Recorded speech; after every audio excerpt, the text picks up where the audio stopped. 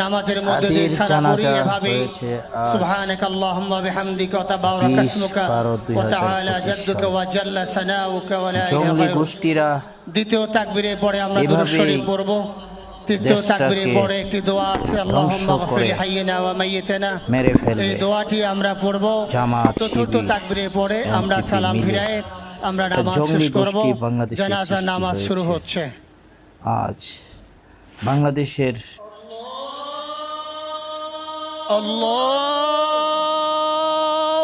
আকবার।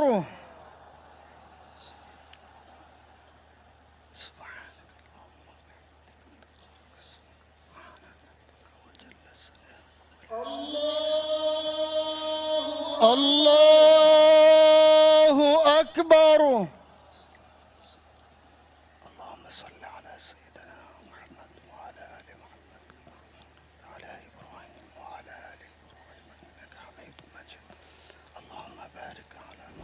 বাংলাদেশের মানুষের জানমালের কোনো নিরাপত্তা নেই। বাংলাদেশের মানুষের অবৈধ সরকার সংবিধান লঙ্ঘন করে ৩৬০০ পুলিশ হত্যা করে এদেশের মানুষের কোনো নিরাপত্তা দিতে পারছে না।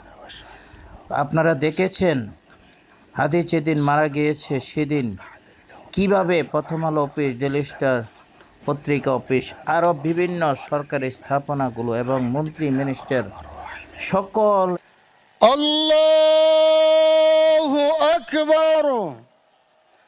আসসালামু আলাইকুম ওয়া রাহমাতুল্লাহ। আসসালামু আলাইকুম ওয়া রাহমাতুল্লাহ।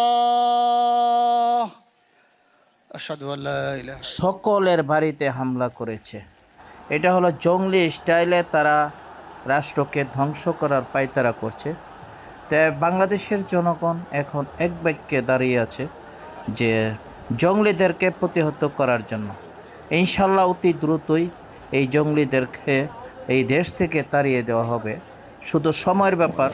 আপনারা যে যেখান থেকে দেখছেন এই জঙ্গলিদেরকে নির্মূল করার জন্য ঐক্যবদ্ধ হয়ে বাংলাদেশের সুশাসন